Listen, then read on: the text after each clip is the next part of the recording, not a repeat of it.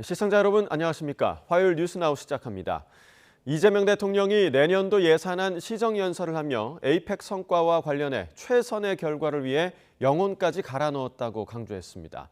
또 내년은 AI 시대를 열고 대한민국의 새로운 100년을 위한 역사적 출발점이 될 거라며 예산안의 신속한 처리를 당부했습니다. 취재기자 연결해서 들어보겠습니다. 정인용 기자.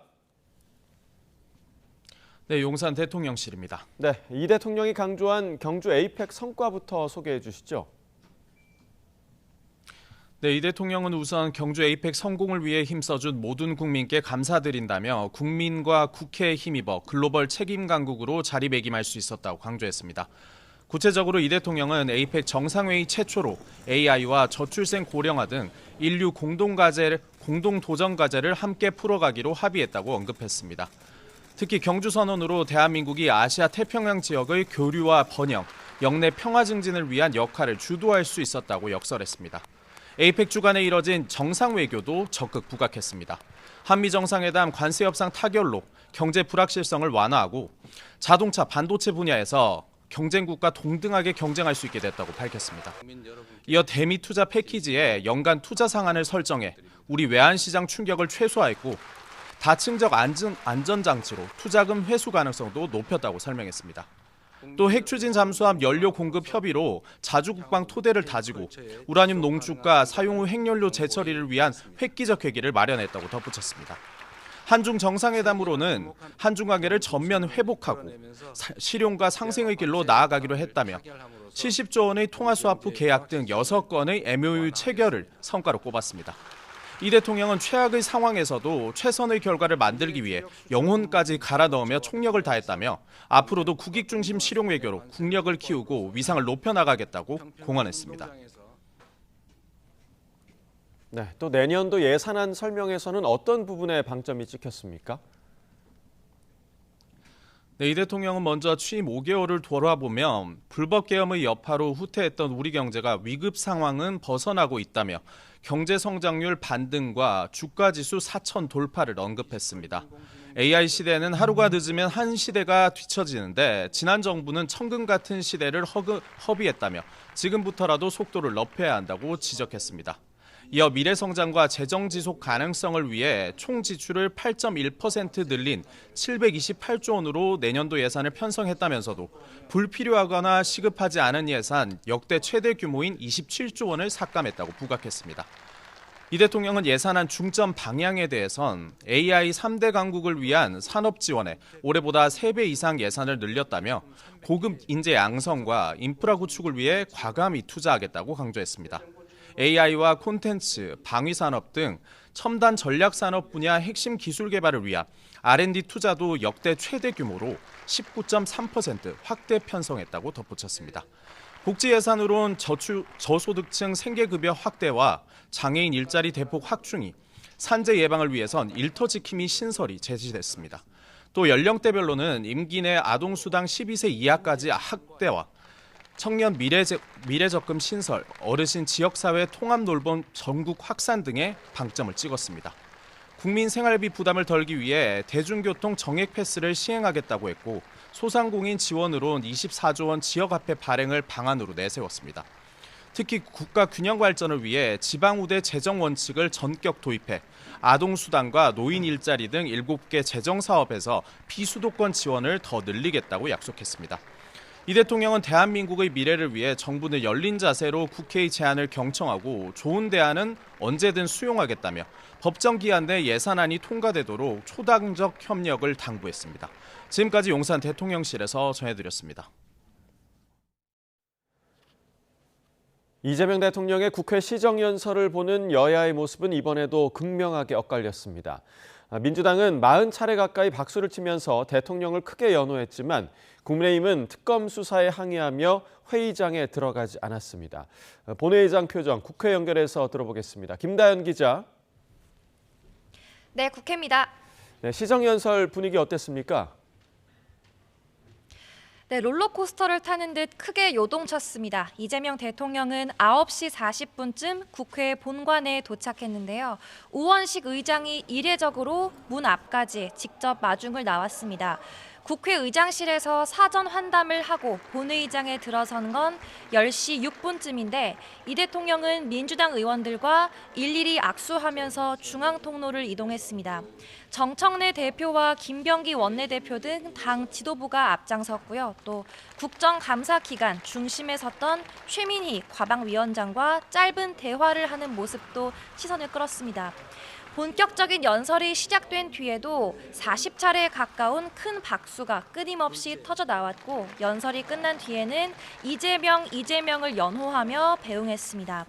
시정 연설을 놓고 호평도 잇따랐는데 정청래 대표는 자신의 SNS에 에이펙에 이어 오늘 이 대통령의 연설 내용과 태도 역시 A급이었다고 추켜 세웠습니다. 하지만 오늘 본회의장은 반쪽이었습니다. 국민의힘이 연설에 불참했기 때문인데요.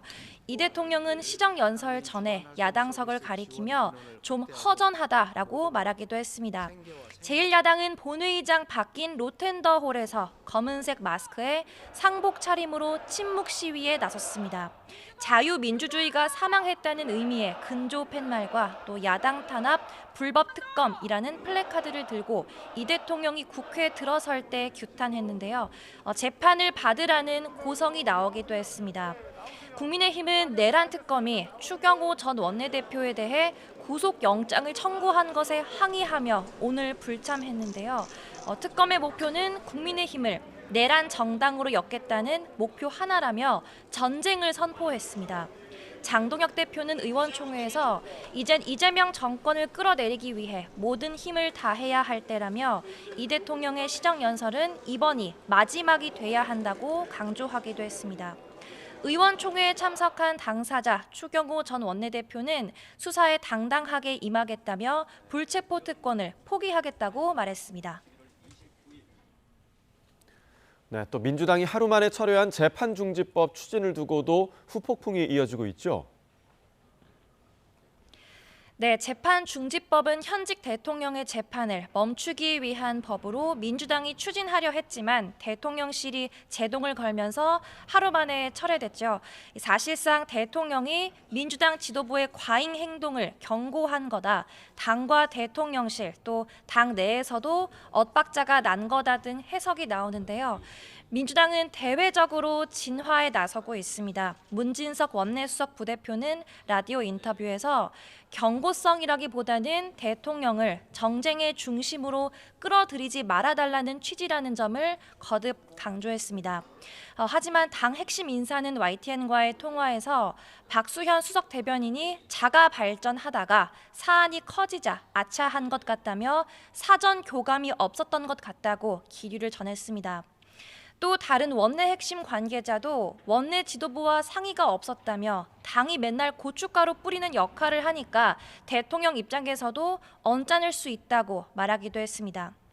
국민의힘은 대통령실과의 조율을 거쳐 내린 결정이라는 민주당 설명을 두고는 50보 100보라고 지적합니다. 헌법 해석을 토대로 재판을 중단하겠다는 대통령실이나 아예 법을 바꿔 재판을 중지하겠다는 여당이나 둘 다 반헌법적 세력이라는 겁니다.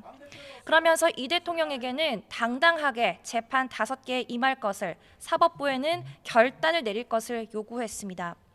공직선거법 위반 사건에 대한 재판을 한 번만 하면 이 대통령은 민간인으로 돌아갈 거라고 유죄를 확신하기도 했습니다. 지금까지 국회에서 YTN 김다연입니다. 네, 조금 전 들어온 소식부터 전해드리겠습니다. 서울 천호동의 한 상가 건물에서 흉기 난동 사건이 일어나서 이로 인해서 3명이 병원으로 이송됐다는 소식이 조금 전에 들어왔습니다. 경찰에 따르면 흉기 난동을 일으킨 피의자를 현장에서 검거했고 또 현행범 체포를 했다는 소식이 들어왔고요.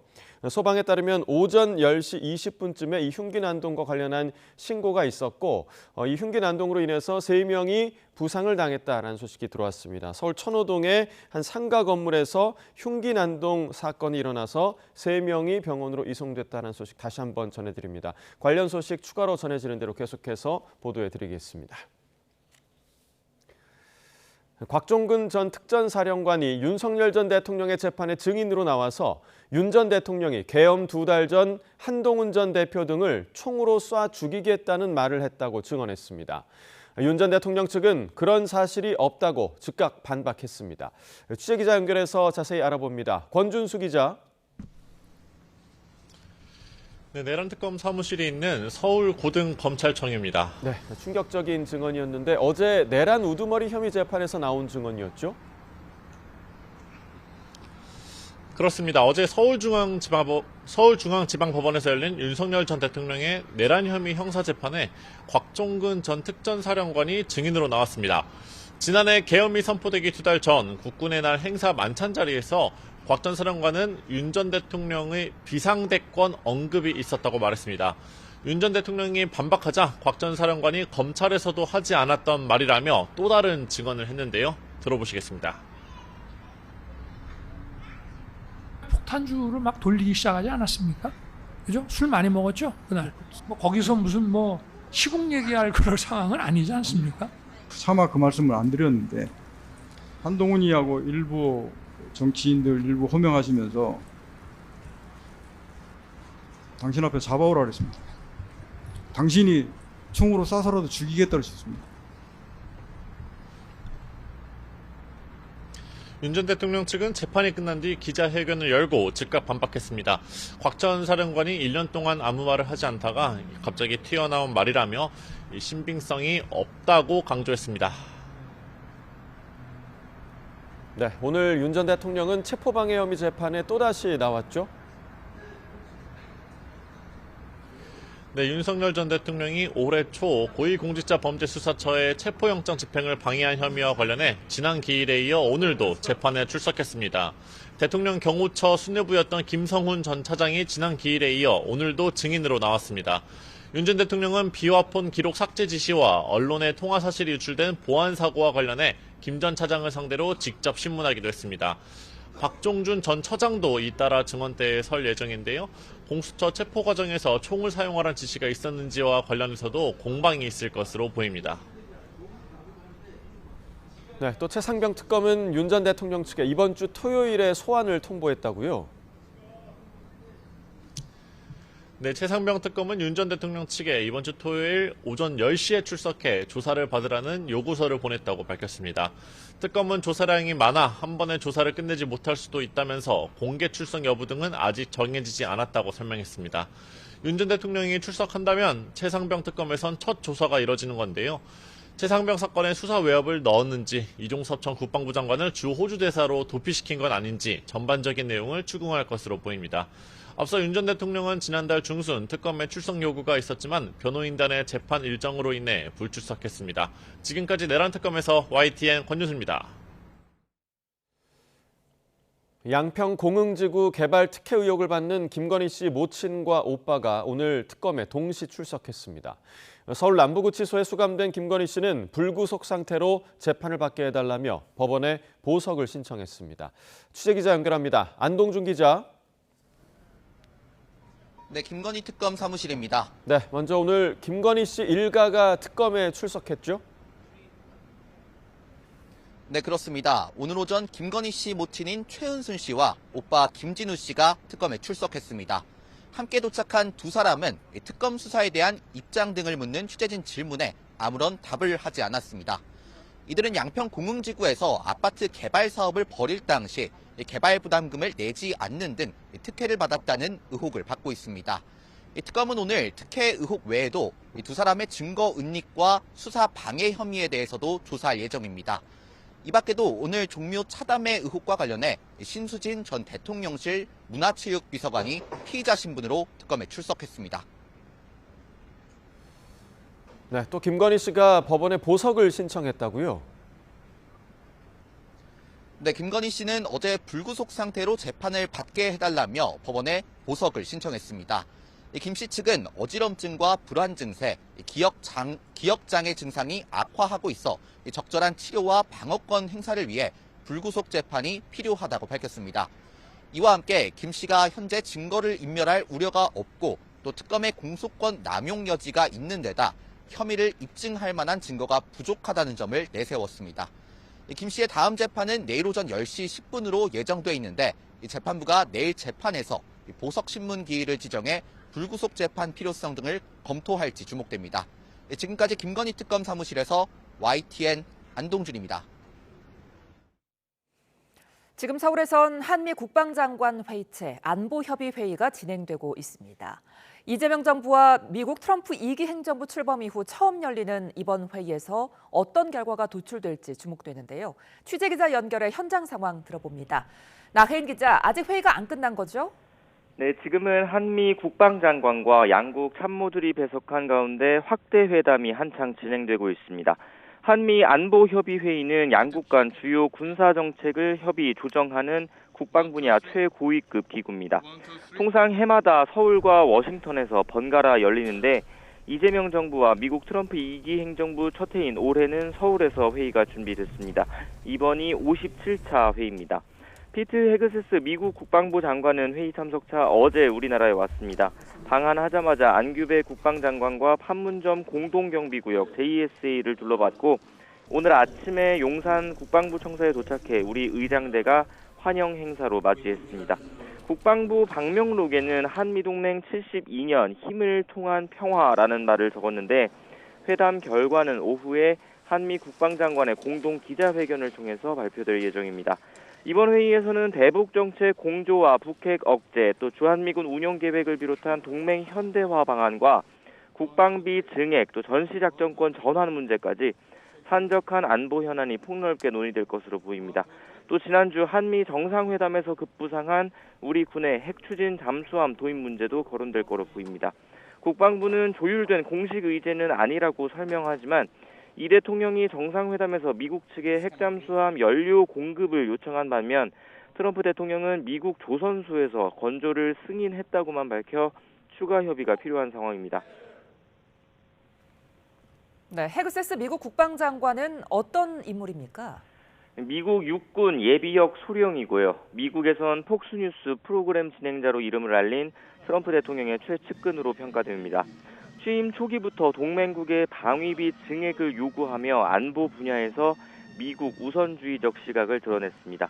또 군의 유일한 임무는 전쟁 준비와 승리라며 트럼프 대통령과 함께 국방부 명칭을 전쟁부로 바꿔 부르는 등 공격적인 성향을 내비쳤습니다. 중국을 견제하면서도 우리나라가 북핵의 위협에 스스로 대처할 능력을 키워야 한다는 목소리를 냈고 최근에는 한미 간 전시작전권 전환을 훌륭한 일이라고 평가하기도 했습니다. 어제 안규백 장관과 판문점을 방문한 자리에서는 군사분계선이 일직선인 줄 알았다. 또 북한과 이렇게 가까이 마주한 줄 몰랐다고 말한 것으로도 전해졌는데 헤그세스 장관은 오늘 회의가 끝나면 이재명 대통령도 예방할 예정입니다. 이 자리에서 한미 간 군사 현안을 주제로 어떤 얘기가 오갈지 주목됩니다. 지금까지 국방부에서 전해드렸습니다. 북한이 한중 정상회담이 열린 지난 1일과 한미 국방부 장관이 판문점 공동경비구역을 함께 방문한 어제 각각 방사포를 발사했습니다. 합참은 지난 1일 오후 3시와 어제 오후 4시쯤 북한 서해 북부 해상으로 발사된 방사포 각 10여 발을 포착했다고 밝혔습니다. 지난 1일과 어제 발사는 각각 한중 정상회담과 피트 헤그세스 미 국방부 장관의 판문점 공동경비구역 남쪽에 있는 주한 미군 기지에 도착하기 약 30분 전이었습니다. 합참은 한미 정보당국이 세부 정보를 정밀 분석하고 있다며 우리 군은 굳건한 한미 연합 방위 태세로 어떠한 도발에도 압도적으로 대응할 수 있는 능력과 태세를 유지하고 있다고 강조했습니다. 북한 조선중앙통신은 김영남 전 최고인민회의 상임위원장이 97세를 일기로 사망했다고 밝혔습니다. 김 전 상임위원장은 북한에서 3대에 걸쳐 외교 중책을 맡았던 인물로 지난 2018년 평창 동계올림픽 때는 북한 고위급 대표단을 이끌고 김여정 부부장과 함께 남측을 방문해 문재인 당시 대통령을 면담하기도 했습니다. 통신은 김정은 국무위원장이 주요 간부들과 함께 김영남의 시신이 안치된 평양시 보통강구역 서장회관을 찾아 조문했고 내각 결장으로 국장으로 치러진다고 덧붙였습니다. 물가가 다시 들썩이고 있습니다. 지난달 소비자 물가 상승률이 2.4%로 15개월 만에 최고치를 기록했는데요.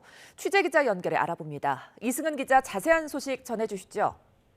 네, 국가데이터처는 지난달 소비자 물가가 지난해 같은 달에 비해 2.4% 올랐다고 밝혔습니다. 지난해 7월 2.6% 이후 15개월 만에 가장 큰 상승폭입니다. 물가 상승률은 지난 6월과 7월 2%대를 기록한 뒤 8월 1.7%로 둔화했다가 9월 다시 2.1%로 올라선 데 이어 상승폭을 키웠습니다. 여행 관련 물가가 반영되는 외식 제외 개인 서비스가 3.6% 올라 전체 물가를 0.72%포인트 끌어올렸습니다. 긴 추석 연휴에 여행 물가가 상승한 영향입니다. 콘도 이용료가 26.4% 급등했고 승용차 임차료가 14.5%, 해외 단체 여행비는 12.2% 상승했습니다. 농축수산물 물가는 3.1% 뛰며 전체 물가 상승에 0.25%포인트 기여했습니다. 돼지고기가 6.1% 오르는 등 축산물은 5.3%, 고등어가 11% 상승하는 등 수산물이 5.9% 올랐습니다. 잦은 비로 출하가 늦어지면서 농산물도 1.1% 오르며 한 달 만에 상승세로 전환했습니다. 쌀이 21.3%, 찹쌀이 45.5% 올랐고 사과가 21.6% 올랐습니다. 환율 상승과 기저효과에 석유류는 4.8% 상승하며 8개월 만에 최고 상승폭을 보였습니다. 이제 곧 김장철입니다. 정부가 김장 대책을 발표했는데요. 들어보시죠. 배추와 무는 정부 가용 물량을 4만 7천 톤 이상 공급하고 고추, 마늘, 양파와 소금도 5천여 톤을 집중 방출하겠습니다. 김장철 할인 행사에 역대 최대 규모인 500억 원을 투입하여 김장 채소와 새우젓, 돼지고기 등을 최대 50%까지 할인합니다. 네, 물가와 관련해 한국은행은 농산물 가격이 예상보다 높았고 여행 관련 서비스 가격이 높아지면서 상승폭이 일시 확대됐다며 물가가 연말 연초에는 2% 안팎으로 다시 안정될 것으로 내다봤습니다. 지금까지 YTN 이승은입니다. 4,200을 돌파했던 코스피가 오늘은 숨고르기에 들어갔습니다. 코스피는 4,200선에서 출발했지만 1.5%가량 하락하면서 4,100선으로 내려와 있는데요. 취재기자 연결해 증시 소식 알아봅니다. 류한홍 기자, 코스피 지금 상황 어떻습니까? 조금 전 4,150선에서 4,130선까지 다시 후퇴했습니다. 코스피는 0.06% 내린 4,219로 출발했는데 하락폭이 더 커졌습니다. 2%로 하락폭이 커지면서 현재는 4,130선에 머물러 있습니다. 외국인과 기관의 매도세가 거센 영향입니다. 외국인은 1조 4천억, 기관은 4천억 원어치 순매수를 하고 있습니다. 순매수가 아니라 순매도를 하고 있습니다. 이 물량을 개인이 홀로 받아내고 있습니다. 개인은 이틀 연속 순매수를 하고 있는데 순매수 금액은 3배가량 늘어났습니다. 11만 전자를 기록했던 삼성전자는 2.6%가량 하락해 10만 7천 원 선으로 내려왔습니다. 62만 닉스를 달성했던 SK하이닉스도 4.3%가량 하락해 51만 1,000원으로 후퇴했습니다. 하이닉스는 최근 1년간 주가가 200% 이상 급등하면서 투자주의 종목으로 지정이 됐습니다. 코스닥은 0.03% 오른 914에 출발했는데 1.6% 오르며 930선에 올라왔습니다. 외국인과 기관 순매수가 오늘도 이어지면서 지수가 오르고 있습니다. 원달러 환율은 소폭 상승 중입니다. 1.7원 오른 1,430원으로 출발했는데 1,439원까지 오르며 1,440원 진입을 눈앞에 두고 있습니다. 미국의 기준금리 인하가 불투명해지고 엔화가 약세를 보이며 원화 가치도 하락하고 있습니다. 지금까지 YTN 유환홍입니다. 오늘 오전 서울 강동구 천호동에 있는 상가 건물에서 흉기 난동 사건이 발생해 3명이 크게 다쳤습니다. 취재기자 연결해 알아봅니다. 윤태인 기자, 자세한 내용 전해주시죠. 네, 사건이 발생한 건 오늘 오전 10시 20분쯤입니다. 서울 강동구 천호동에 있는 상가 건물에서 흉기 난동 사건이 발생해 3명이 다쳤습니다. 50대 여성과 60대 여성, 70대 남성 1명 등 모두 3명이 병원으로 옮겨졌습니다. 소방은 피해자들이 크게 다쳤지만 심정지 상태는 아니라고 설명했는데요. 경찰도 피해자들이 생명에는 지장이 없는 상태라고 설명했습니다. 경찰은 현장에 있던 남성을 현행범으로 체포하고 범행 경위 등을 조사하고 있다고 설명했습니다. 다시 한번 전해드리겠습니다. 오늘 오전 10시 20분쯤 서울 강동구 천호동에 있는 상가 건물에서 흉기 난동 사건이 발생해 3명이 다쳤습니다. 50대 여성과 60대 여성, 70대 남성 1명 등 모두 3명이 병원으로 옮겨졌습니다. 소방은 다친 사람들은 모두 심정지 상태는 아니라고 말했는데요. 경찰도 피해자 모두 생명에는 지장이 없는 상태라고 설명했습니다. 경찰은 현장에 있던 남성을 현행범으로 체포하고 범행 경위를 조사하고 있다고 밝혔습니다. 지금까지 사회부에서 YTN 윤태인입니다.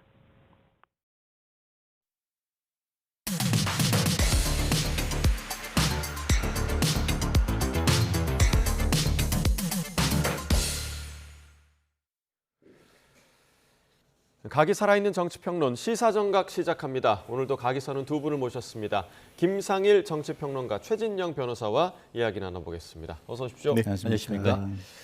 자, 이재명 대통령이 오늘 오전 내년도 정부 예산안에 대한 시정연설에 나섰습니다. 국민의힘은 추경호 전 원내대표의 구속영장 청구와 관련해서 시정연설을 보이콧하면서 규탄 시위를 벌였는데요. 그 모습 먼저 보고 오겠습니다.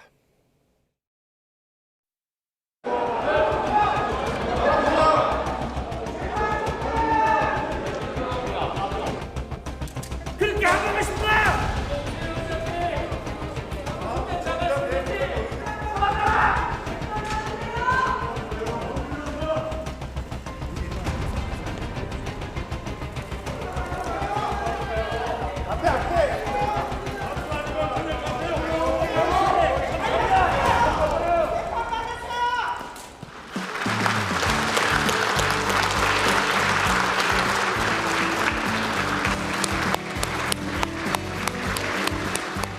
안타깝게도 지난 정부는 천금 같은 시간을 허비하는 것도 모자라 R&D 예산까지 대폭 삭감하며 과거로 퇴행했습니다.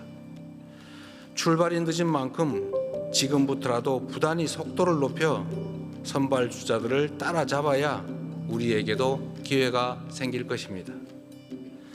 박정희 대통령이 산업화의 고속도로를 깔고 김대중 대통령이 정보화의 고속도로를 낸 것처럼 이제는 인공지능 시대의 고속도로를 구축해서 도약과 성장의 새로운 미래를 열어야 합니다.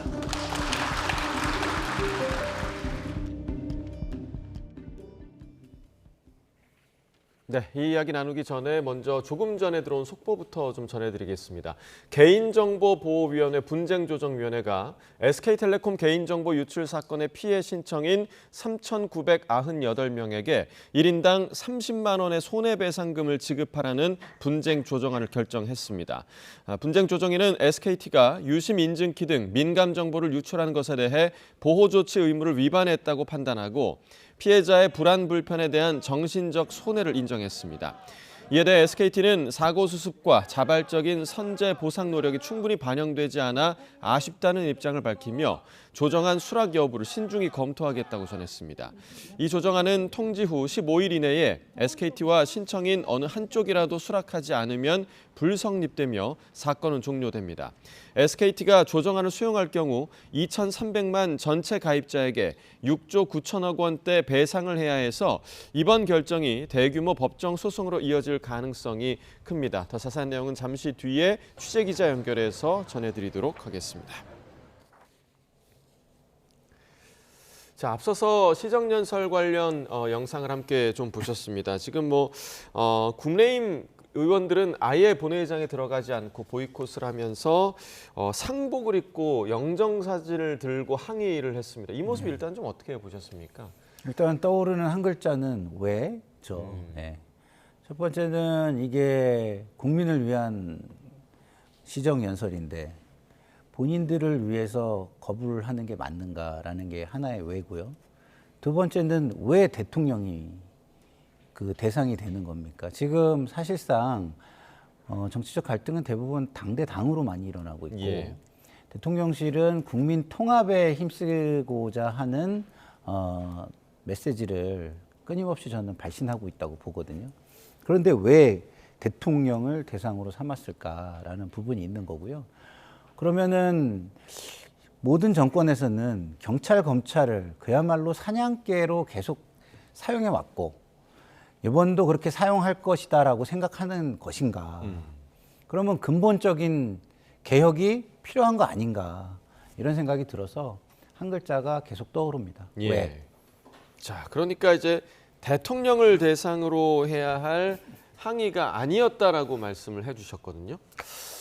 왜 대통령이 시정연설을 하기 위해서 국회 오기 바로 전날 특검은 이재명 대통령이 도장을 찍어서 임명한 특검은 국민의힘 전 원내대표 추경호 의원에 대한 구속영장을 쳤을까? 저는 그것을 오히려 되묻고 싶습니다. 결국 국민의힘 국회의원들이 검은 넥타이, 검은 마스크를 한 것은 이재명 대통령 정부의 민주주의, 법치주의에 대한 사망 선고에 대한 항의다라고 밖에 볼 수 없는 것이죠. 실질적으로 왜 그렇다면 국민의힘에서 이렇게 반발하느냐? 결국 이와 같이 그 추경호 전 원내대표에 대한 구속영장 청구는 그것을 빌미로 해서 사실상 국민의힘에 대한 위헌정당 해산으로 가기 위한 빌드업의 첫 단추다 이렇게 받아들일 수밖에 없는 것이죠. 그렇다고 하면은 지금 현 상황 속에서 이재명 대통령이 국회를 찾아와서 내년 예산안과 관련된 시정연설에 그것 이상 더 어떻게 항의를 할 수가 있죠. 그렇기 때문에 현재 사실상 민주당이 먼저 국민의힘에 대한 사실상의 어떤 그 선전 포고를 했는 것에 대한 장군에 대한 멍군적 반응일 수밖에 없다. 말씀드린 것처럼 이런 부분은 일정 부분 서로 조율을 해서 할 필요가 있었겠죠. 그렇기 때문에 이런 부분에 있어서는 민주당의 원내 지도부가 뭔가 조금 실책을 한 것이 아닌가 하는 그런 생각이고요. 만약에 어제 추경호 원내대표, 전 원내대표에 대한 구속영장 청구가 없었다고 하면은 이런 일은 없었을 것이라고 저는 확실합니다. 네, 이재명 대통령도 시정연설을 시작하면서 이제 빈 쪽을 바라보면서 좀 허전하다 이런 이야기를 하기도 했고, 사실 뭐 에이펙이 성공리에 끝난 이후에 한껏 좀 주목을 받아야 하는 시점인데 뭔가 좀 힘이 빠진 듯한 그런 느낌도 좀 지울 수가 없습니다. 그러니까 그런 것들을 좀 완화해 보고자 재판 중지법이라고 불리우는 법안도 대통령실에서 당에다가 제동을 건 거 아니겠습니까?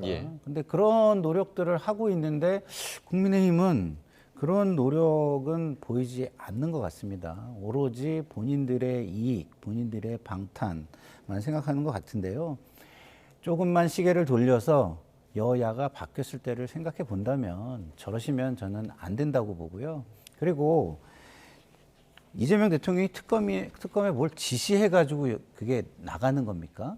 그 시기를 조율한다는 것 자체가 더 이상한 얘기죠. 대통령이 그거를 다 조율하고 지시하고 이렇게 생각하는 것 자체가 저는 이상하다라는 생각이 들고요. 기본적으로 국민의힘이 위헌정당 해산 심판을 걱정한다면 불법 계엄과 내란 혐의자들과의 관계를 깔끔하게 해소할 수 있는 국민에게 자세와 언행을 보여주면 되는 것이다. 그리고 야당으로서 대안세력으로서 인정받는 첫 발을 떼는 것이 중요한 것이 아닌가 이런 생각이 듭니다. 네, 결국 이제 특검이 추경호 전 원내대표에 대해서 구속영장 청구한 것에 반발한 국민의힘의 오늘 그 시정연설 보이콧이었는데 결과를 좀 어떻게 예상하세요? 물론 아직 뭐 체포동의안 표결과 영장실질심사 과정이 좀 남아 있긴 하지만 이후에 만약에 정말 추 전 원내대표가 구속이 된다면 국민의힘에서는 좀 분위기가 좀 어떨 것 같습니까? 저는 그 만약은 일어나지 않을 것이라고 거의 확실합니다. 아시다시피 민주당 같은 지금 특검 같은 경우에는 박성재 전 법무부 장관에 대한 구속영장을 청구했습니다만 재판부가 법리적으로 내란죄가 성립되는지 여부에 대한 의문이 있다라는 취지로 해서 영장을 기각해 버렸습니다. 아시다시피 지금 그 행안부 장관, 그 국방부 장관, 나아가 법무부 장관이 실질적인 그 비상경과 관련되는 주무부처라고 할 수가 있을 겁니다. 그런 행정부 내에서 주무부처 장관에 대한 영장까지 기각을 하는 마당에 행정부가 아닌 국회에 있는 입법부에 있는 당시 그 원내대표에 대해서 어떤 그 내란죄가 성립될 수 있는지 이 부분에 대해서 원칙적으로 뭐 도주 우려, 증거인멸 우려는 변론으로 하더라도 범죄 성립 자체에 대한 다툼이 있을 수밖에 없는 겁니다. 지금 같은 경우에는 어떠냐? 특검 같은 경우에는 추경호 원내대표에 대한 사무실, 집 등을 압수수색을 할 때는 죄명이 직권남용 권리행사 방해죄였습니다. 그런데 정작 추경호 원내대표에 대한 구속영장에는 직권남용죄는 어디론가 사라져버리고 이제는 내란 방조 내란 그 지금 중요 임무 종사자라고 돼 있습니다. 실질적으로 지금 이미 그 군대를 동원하고 하는데 추경호 원내대표가 무슨 일을 했습니까? 그것을 해제하는 과정에서 지금 나름대로의 어떤 그런 입법부의 입법 형성의 자유, 재량권 범위 내에서 이 장소를 어떻게 물색했던 그것을 이유로 해서 내란죄가 된다는 것은 어느 도단이다라고 할 수밖에 없는 것이고, 나아가 지난번 박성재 전 법무부 장관에 대한 영장을 기각했을 때에도 벌써 만 1년이 다 돼갑니다. 그런 상황 속에서 그 압수수색, 다른 거에 대한 지금 실형 선고가 그러니까 형 선고가 나올 이 상황 속에서 지금 증거인멸, 도주 우려가 있다는 것은 말이 안 되는 것이죠. 그렇기 때문에 현재 상황으로 봤을 때 법조인의 어떤 그 상식으로는 영장 나올 가능성은 현저히 낮다. 그렇기 때문에 이 상황에서 오히려 국민의힘을 걱정하기보다 이 부분에 대해서도 영장이 기각됐을 경우 특검에 대한 역풍이 저는 걱정됩니다. 예, 그러니까 기각을 거의 확신하셨고 네. 지금 특검에 대한 역풍 얘기하셨는데 정말 기각된다면 특검 입장에서는 좀 어떨까요? 뭐 수사 동력이 많이 떨어지겠죠. 자, 우리가 과거에 고위직 정치인, 고위직 관료 수사가 쉽지가 않았습니다. 쉽지가 않습니다, 실제로. 그러면 이 수사를 하기 위해서 구속 수사를 하는 것은 어쩌면 굉장히 필요한 부분일 것이다라는 생각이 먼저 들고요. 어쨌든 중요한 것은 지금 도주 우려는 없을 테니까 증거인멸의 가능성, 이 부분이 얼마나 특검 쪽에서 그동안에 있으면서 말맞추기 정황들이 있었느냐라는 걸 잘 설명하느냐에 달려있지 않았을까 생각이 드는데요.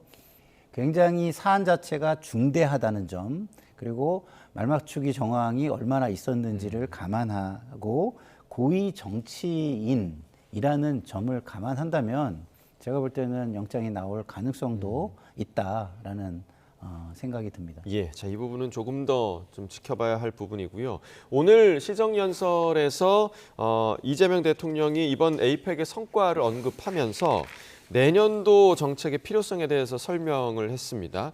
지금 그 한미 관세 협상 이후, 그러니까 후속 조치와 관련해서도 국민의힘에서는 이제 국회 비준을 받아야 한다. 그런데 민주당은 특별법으로 처리를 해야 한다라는 입장인데 이 부분이 갈리는 이유가 좀 어디에 있다고 보십니까? 저는 민주당에게 헌법은 그냥 장식품인가 이렇게 묻고 싶습니다. 실질적으로 어땠죠? 한국에 지금 이금 같은 경우에 처음에 3,500억 불, 그리고 지금은 줄였다 하지만 2,000억 불. 사실 2,000억 불이라고 하지만 거기에 1,500억 불이 지금 더 그 추가적인 어떤 투자, 구매 이런 부분이 있기 때문에 실질적으로 3,500억 불에 든 한 푼도 지금 면제가 되지 않았습니다. 그런데 1억 불 정도 되는 1조 5천억 원 정도 되는 그 주한미군 그 비용과 관련되는 협상, 그거에도 지금 그 우리 여야는 국민에게 재정을 부담시키는 부분이기 때문에 국회의 비준 동의를 얻도록 하고 있습니다. 그런데 이재명 대통령이 뭐라고 했습니까?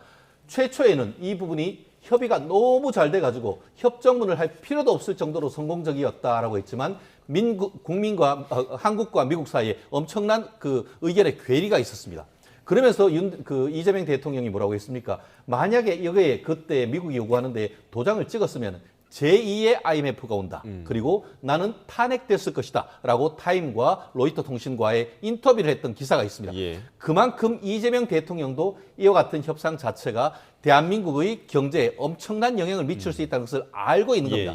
그렇다고 하면은 헌법에 따를 때 뭡니까? 헌법 60조에 국회는 어떻게 보면 그 국가나 국민에게 중대한 재정적 부담을 지우는 조약, 입법 사항에 관한 조약 체결 비준에 동의권을 가진다라고 되어 있습니다.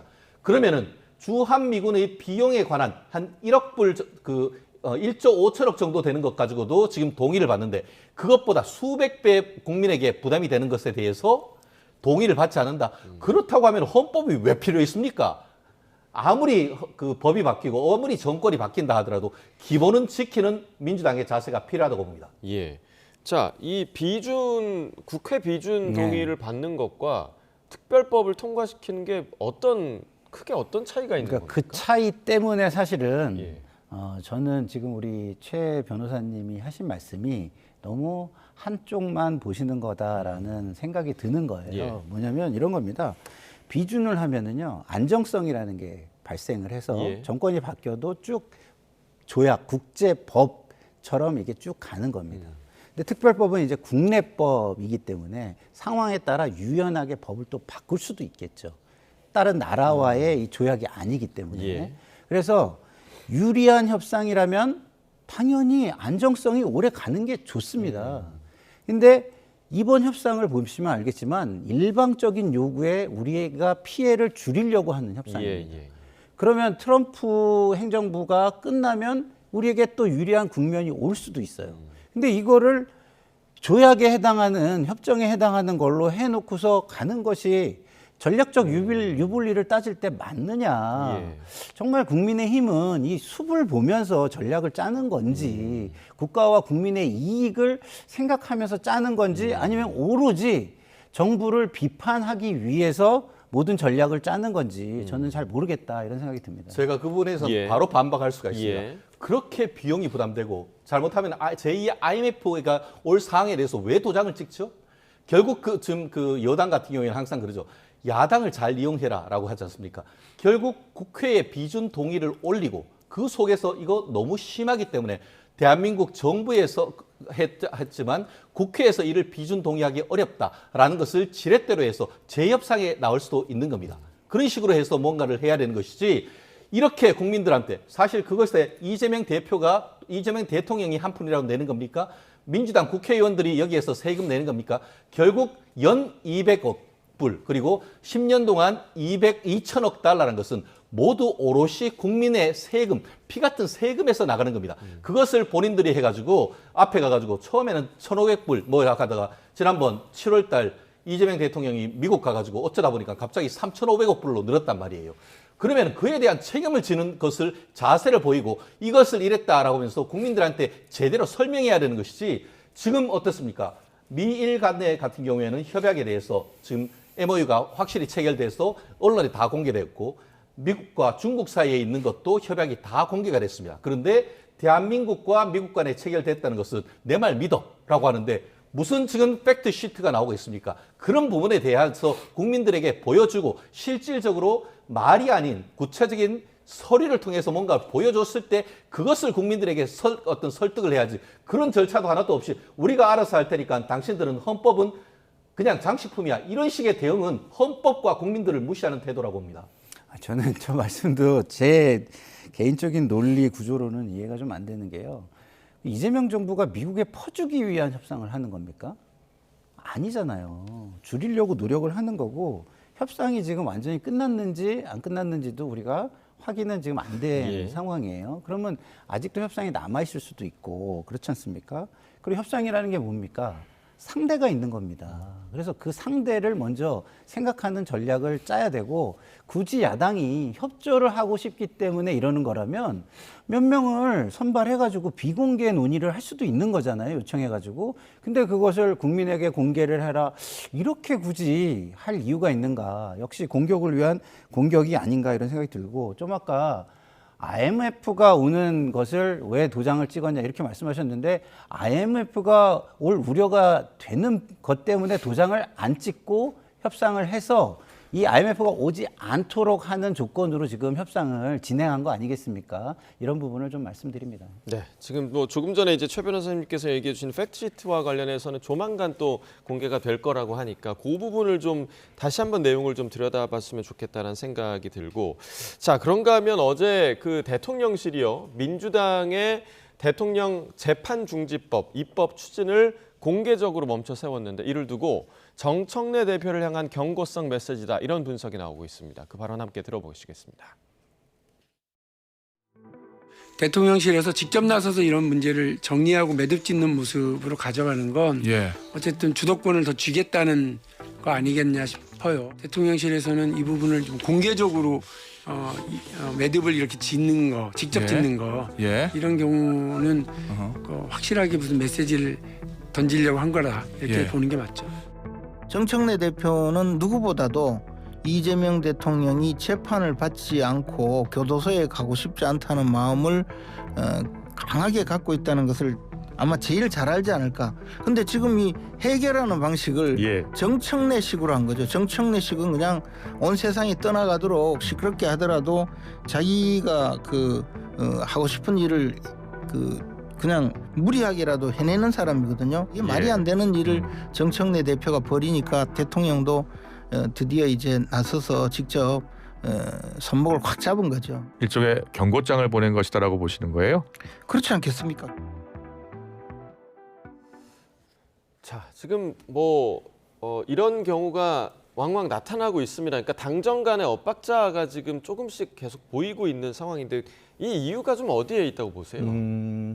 정청래 당대표의 자기 정치, 그 이상도 그 이하도 아닌 건 아니겠습니까? 실질적으로 정청래 의원 같은 경우에는 예전에 최고위원도 수석 최고위원 했고 사실 지난 그 당대표 경선 과정에서도 실질적으로 이재명 대통령이 밀었다라고 하는 후보를 이기고 하면서 사실상 내가 힘이 더 세라는 마음을 속으로 가지고 있는 것이 아닌가 하는 그런 생각이 바로 이런 데서 나오는 것이 아닌가 하는 생각인데요. 그럼에도 불구하고 지금은 이재명 정부인 것이지 정청래 정부가 아닌 건 아니겠습니까? 실제 이런 상황 속에서 실제 당대표로 당선됐을 때 이재명 대통령은 축하한다라고 보면서 그때 일성이 뭐였냐? 원팀이었습니다. 그런데 원팀 정신이라고 하지만 사실 그 이후에 나오는 여러 가지 이른바 검수완박과 관련해서도 그 용산 대통령실 같은 경우에는 속도 조절론 했습니다만 결국 정청래 의원이 속전속결론으로 해서 끝내버렸지 않습니까? 그런 부분에 이제 탄력을 받다 보니까 이제는 약간 과속 스캔들로 가는 것이 아닌가 싶은데요.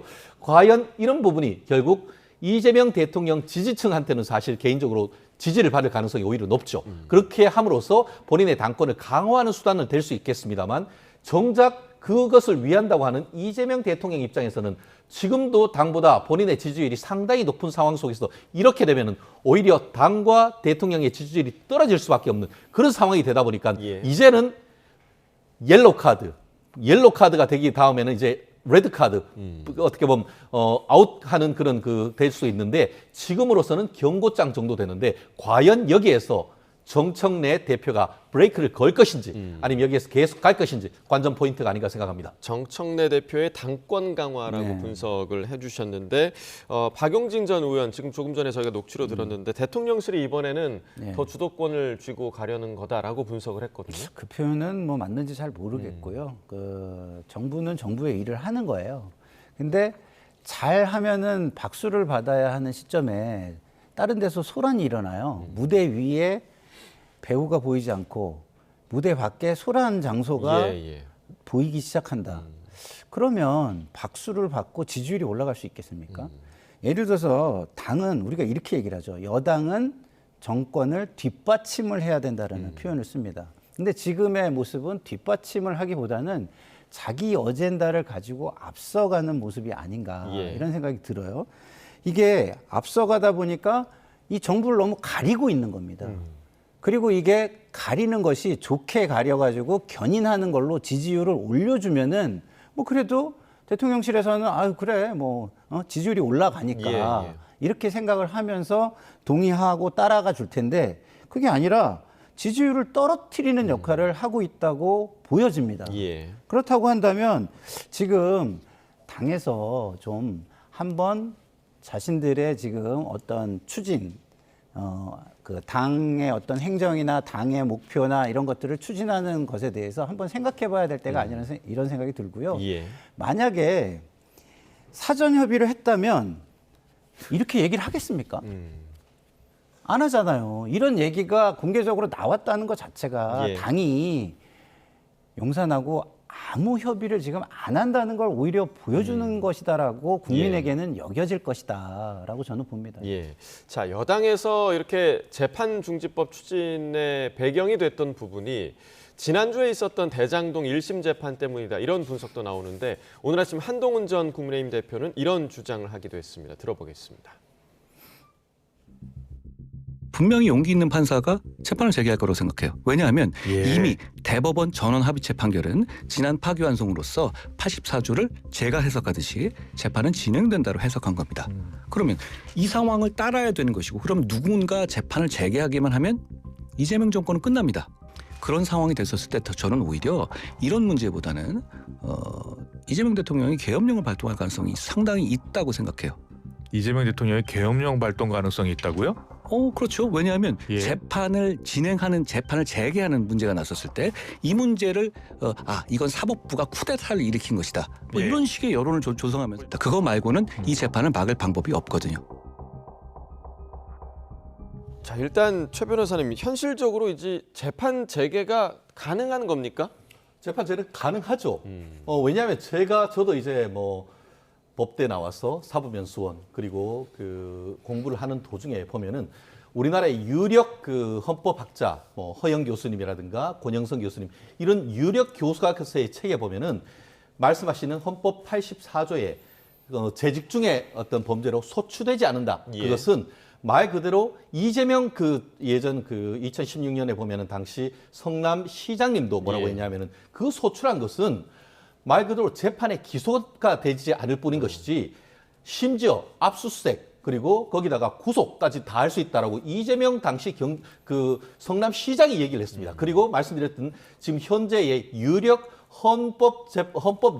헌법학자들도 그 소출한 것은 말 그대로 기소하는 것만 얘기를 한 것이지 이미 기소된 것을 재판하는 것을 중재하는 것은 아니다. 나아가 헌법 60조입니까? 보면은 대통령 재선거를 하는 과정에서 어떻게 보면 재직 중에 재판으로 해서 그 직을 상실한 때는 바로 선거를 할 수 있다는 그 근거 규정이 있습니다. 그렇기 때문에 헌법학계의 다수설이 오히려 진행되는 재판은 그대로 진행된다는 것이 다수설입니다. 그렇기 때문에 지난번 서울고등법원 국정감사 때 서울고등법원장도 이론적으로 그것이 불가능하지 않다라고 했는 것이지 사실상 권한은 있지만 사법부가 그 권한을 자제할 뿐인 것이죠. 그런데 지금 하는 것처럼 어떻게 보면 이재명 대통령 방탄법을 줄줄이 만들면서 법원 행정처 없애고 대법관 2배로 늘리고 그리고 어떻게 보면 공직선거법이 문제라니까 그 공직선거법 폐지해버리고 배임이 문제라니까 그 배임이 폐지되고 이제는 재판 진행 여부에 대한 것은 오롯이 사법부의 결정인데 그것을 입법으로까지 강요한다라고 한다고 하면은 사법부에서 이에 대한 재판 재개할 가능성도 상당히 있는 것이라고 저도 예측을 합니다. 그러니까 실제로 그런 상황이 오면 지금 좀 한동훈 전 대표가 이재명 대통령의 계엄령 발동 가능성까지 언급을 했습니다. 글쎄요. 계엄보다는 국민들이 들고 일어나지 않을까요? 지금 재판 재개에 대한 국민 여론을 우리가 안 본 게 아니잖아요. 전체적인 여론도 있고 중도층 여론도 있습니다. 물론 국민의힘 여론은 달라요. 그렇지만 중도층까지 따로 분리해서 여론을 봐도 이거는 만약에 그런 어떤 사법 절제가 이루어지지 않는다면 곧바로 사법 불신으로 이어질 거고요. 사법 불신에 대한 국민의 반응이 나올 거라고 저는 봐요. 자, 우리 민주주의는요, 삼권 분립을 한 겁니다. 그래서 이 삼권이 각자 입법 절제, 행정 절제, 사법 절제를 통해서 또 상호 견제를 해야 돼요. 근데 절제가 없으면 견제가 아니라 간섭이고 그쪽을 넘어서는 그런 결과가 오지 않겠습니까? 그랬을 때에 우리의 민주주의가 안정적으로, 국정이 안정적으로 흘러갈 수 있는가를 법관들은 당연히 고민을 할 것이기 때문에 저는 이런 상황에서 더더군다나 이재명 대통령은 이 상황을 국민들이 알고 뽑은 대통령이에요. 그렇기 때문에 이 재개가 이루어질 것이라는 어떤 예측은 저는 좀 비현실적이다 이런 생각이 듭니다. 네, 자 시간이 많이 없기 때문에 마지막으로 좀 이 부분을 짚어보겠습니다. 어제 내란 우두머리 혐의 재판에 나온 곽종근 전 특정사령관의 증언이 상당히 좀 충격적이었는데요. 그 장면 함께 보고 오겠습니다. 폭탄주를 막 돌리기 시작하지 않았습니까? 그죠? 술 많이 먹었죠? 그날. 술 드셨습니다. 뭐 거기서 무슨 시국 얘기할 그럴 상황은 아니지 않습니까? 차마 그 말씀을 안 드렸는데 한동훈이하고 일부 정치인들 일부 호명하시면서 당신 앞에 잡아오라 그랬습니다. 당신이 총으로 쏴서라도 죽이겠다고 했습니다. 제가 거기 나오는 당사자로서 제 소회를 밝히는 게 지금 모두에게 도움되지 않을 것 같습니다. 어제 제가 말씀드린 것처럼 참담하다는 마음 정도를 말씀드리죠. 사실이라면 정말 충격적인 당시 대통령의 발언이 아닐까 생각이 드는데 좀 어떻게 보셨습니까? 사실이면 충격적이겠습니다만 과연 곽정근 전 특전사령관의 말씀이 맞는지에 대해서는 상당히 의문이 드는 것도 사실입니다. 사실 그 곽정근 특정사령관이 얘기했던 것 중에 가장 핵심은 그때 전화를 해서 의원을 끌어내자라고 했느냐, 인원을 끌어내느냐. 그때부터 사실 말의 진실성에 관한 논란이 있었습니다. 그리고 법조인들이 가장 어떻게 보면 싫어하는 것이 진술이 왔다 갔다 하는 겁니다. 말씀드렸듯이 가장 핵심적인 진술에 대해서도 왔다 갔다 했던 것이고, 그리고 지금 이것도 이렇게 중요한 얘기를 경찰, 검찰, 특검까지 하면서 아무런 얘기도 없다가 불쑥 지금 윤석열 전 대통령이 직접 신문을 하니까 거기에 내가 지금 여기에서 얘기한대 하면서 갑자기 툭 얘기하는 것에 어떤 신빙성이 있을까? 나아가 지금 얘기하는 것처럼 그 당시에 어떻게 보면 국군의 생일날인 그 10월 1일 어떤 행사를 하고 나서 저녁에 평복을 입고 식사하는 과정에 있었던 얘기가 과연 어떤 의미가 있는 것인지 술 먹은 사이에 취중 진담이라고도 할 수 있겠지만 평소 때 있던 얘기를 그냥 어떤 그 허언식으로 했던 것 그런 걸 가지고 모두 다 법정에서 얘기를 하면서 누구를 단죄한다는 것 자체가 지금 약간 코미디 같은 거고 저와 같은 얘기를 할 때 윤 대통령이 너털 그냥 웃어버렸습니다. 너무나 어이없기 때문에 그런 부분을 제3자인 재판부가 누구의 말이 맞는지 매 눈으로 봤을 것이라고 생각합니다. 지금 뭐 신빙성 얘기를 하셨는데 오히려 지금 그 상황이 곽정근 전 사령관이 이 얘기를 하니까 윤 전 대통령이 더 이상 말을 잇지 못했고 그리고 이 재판이 끝난 이후에 변호인 측에서 사실무근이다라고 얘기를 한 거, 이 부분을 오히려 재판부가 좀 유심히 봤을 것 같아요. 네, 그리고 많은 국민들이 판단하실 건데요. 윤석열 피고인이 보여준 모습이 있습니다. 그 모습에 비추면 곽정근 사령관의 말이 그럴듯하다, 그럴 수 있겠다라고 생각하는 국민이 절대적으로 저는 많을 거라고 생각을 하고요. 저런 얘기를 왜 갑자기 하느냐 이렇게 말씀하셨는데 갑자기 할 수밖에 없죠. 직접 신문을 하면서 그 상황을 왜곡하려고 하잖아요. 그러니까 얼마나 어이가 없었겠어요. 자기는 진짜 이 역사적인 범죄에 대해서 참회하고 반성하고 그런 마음으로 저기 나와 있는데 그것을 뒤집어 엎으려고 본인에게 강요하듯이 신문을 하는 모습에 곽정근 사령관이 너무 어이가 없기 때문에 과거에 이런 일까지 있었다라는 것을 꺼내 들은 거 아닌가라는 생각이 듭니다. 어제 이 다소 충격적이었던 증언을 재판부가 어떻게 바라봤을지 저희가 좀 지켜볼 필요가 있을 것 같습니다. 여기까지 듣겠습니다. 김상일 정치평론가 최진영 변호사와 이야기 나눠봤습니다. 고맙습니다.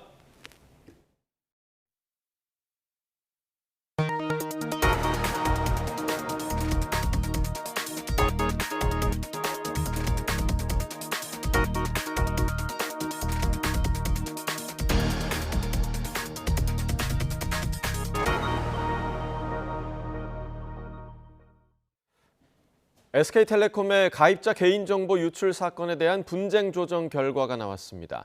개인정보보호위원회 분쟁조정위는 SK텔레콤에 피해자 1인당 30만 원을 배상하라는 조정 결정을 내렸는데요. 취재기자 연결해서 자세한 내용 알아보겠습니다. 김진두 기자, 어떤 점을 고려해서 1인당 30만 원이라는 금액이 결정된 겁니까? 네, 분쟁조정위는 이번 결정에서 SK텔레콤이 휴대전화 번호와 유심 인증키 등 25종의 민감한 정보에 대해 개인정보 보호 조치 의무를 위반했다고 판단했습니다. 특히 유출된 정보가 휴대전화 복제 등에 악용될 수 있다는 피해자의 불안감과 유심 교체 등 일련의 과정에서 겪은 혼란과 불편에 대한 정신적 손해를 인정했습니다. 30만 원이라는 배상 금액도 주목할 점입니다. 그동안 국내 법원의 개인정보 유출 관련 소송 판례를 보면 위자료가 통상 10만 원 선에서 결정돼 왔습니다. 따라서 이번 30만 원은 기존 법원 판례보다 상당히 높은 수준이며 유출의 심각성을 반영한 결과로 풀이됩니다. 네, SKT와 피해 당사자들의 반응에 따라서 다음 진행이 달라집니까? 네, 그렇습니다. 이번 조정안은 통지 후 15일 이내에 SK텔레콤과 피해 신청인 3,998명 모두가 수락해야만 성립됩니다. 한쪽이라도 받아들이지 않으면 조정은 성립되지 않고 소송으로 이어지게 됩니다. 우선 SK텔레콤은 조정 결정이 나온 뒤 회사의 사고 수습 및 자발적이고 선제적인 보상 노력이 충분히 반영되지 않아 아쉽다고 밝히고 조정안 수락 여부는 관련 내용을 면밀히 검토한 뒤 신중히 결정할 것이라는 입장을 냈습니다. 만일 SK텔레콤이 30만 원 배상을 수락할 경우 나머지 2,300만 명에 가까운 미참여 피해자들도 배상해야 하는데 총액이 무려 6조 9천억 원에 달해 쉽지가 않을 것으로 보입니다. 소송을 제기한 피해 당사자들 역시 이 금액에 만족하지 않을 가능성도 있습니다. 분쟁 조정과 별개로 진행 중인 소송에서 1인당 50만 원에서 100만 원까지 위자료를 청구하고 있기 때문입니다. 결국 이번 사건은 대규모 법정 싸움으로 이어질 가능성이 큰데 1인당 30만 원의 배상금 결정이 기준이 될 것으로 전망됩니다. 지금까지 전국부에서 YTN 김진두입니다. 네, 오늘 아침까지는 예년보다 추운 날씨가 이어졌습니다. 하지만 낮 동안에는 기온이 크게 오르면서 추위가 누그러진다고 하는데요. 자세한 날씨 야외에 나가 있는 기상캐스터 연결해서 알아보겠습니다. 원희다 캐스터. 네, 서울 상암동에 나와 있습니다. 네, 지금 점심시간인데 바깥 공기 어떻습니까? 네, 아침에 비해 공기가 한결 부드러워졌습니다. 찬 공기에 힘이 빠지면서 반짝 추위가 풀리고 있는데요. 현재 서울 기온은 14.6도로 아침에 비해 8도가량 껑충 올랐고요. 앞으로 2도 정도 더 오르면서 예년의 늦가을 날씨를 회복하겠습니다. 낮 동안에는 비교적 온화하겠지만 일교차가 크게 벌어지겠습니다. 옷차림과 건강 관리에 신경 써주시기 바랍니다. 오늘 전국적으로 쾌청한 가을 하늘이 함께하겠습니다. 다만 제주도는 흐린 가운데 약하게 빗방울이 떨어지는 곳이 있겠습니다. 자세한 지역별 낮 기온은 서울 16도, 광주와 대구 19도, 부산 21도로 어제보다 1도에서 5도가량 높겠습니다. 당분간 예년보다 높은 수준의 기온을 유지하겠고요. 절기 입동인 금요일에는 영동 지방에, 주말 동안에는 남부와 제주도를 중심으로 비가 내릴 전망입니다. 오늘 동해안과 제주도 해안을 중심으로는 너울성 파도가 높게 일겠습니다. 파도가 방파제나 해안도로를 넘을 가능성이 있으니까요. 안전사고에 각별히 유의하시기 바랍니다. 지금까지 YTN 원희다입니다. 어제 오후 대전에 있는 식품 제조 공장에서 큰 불이 나 한때 대응 1단계가 발령됐습니다. 또 제주 협재포구 해상에선 좌초된 어선에서 승선원 10명이 무사히 구조됐습니다. 밤사이 사고 소식 윤웅성 기자가 보도합니다. 건물을 삼킨 불길이 뿌연 연기를 내뿜으며 쉴 새 없이 피어오릅니다. 어제 오후 6시 반쯤 대전 동구 구도동에 있는 식품 제조 공장에서 불이 났습니다. 직원들이 모두 퇴근해 다친 사람은 없었지만 불은 2층짜리 공장을 모두 태운 뒤 3시간 반 만에 꺼졌습니다. 주변에 소규모 공장이 밀집해 있어 소방당국은 한때 대응 1단계를 발령해 진화 작업을 벌였습니다. 소방 공무원들이 한 7, 80명 정도 제 눈에 띄었고 연기가 무지하게 많이 심하게 났었습니다. 소방은 정확한 화재 원인과 피해 규모를 조사하기 위해 국립과학수사연구원과 정밀 감식을 벌일 예정입니다. 어제 저녁 7시 40분쯤 충북 충주시 안림동에 있는 아파트 6층에서 불이 났습니다. 이 불로 주민 54명이 옥상으로 대피하거나 고립됐다가 구조됐고 소방서 추산 3,800만 원의 재산 피해가 났습니다. 소방은 안방에서 불이 시작된 것으로 보고 정확한 원인을 조사하고 있습니다. 비슷한 시각 서울 강서구 화곡동에 있는 3층짜리 다세대 주택 2층에서도 불이 났습니다. 주민 1명이 연기를 마셔 병원으로 옮겨졌고 10명이 스스로 대피했습니다. 소방당국은 RC카 배터리 충전 중 불이 난 것으로 보고 있습니다. 어젯밤 11시 40분쯤 제주시 협재포구 북쪽 해상에서 29톤급 어선 A호가 좌초됐습니다.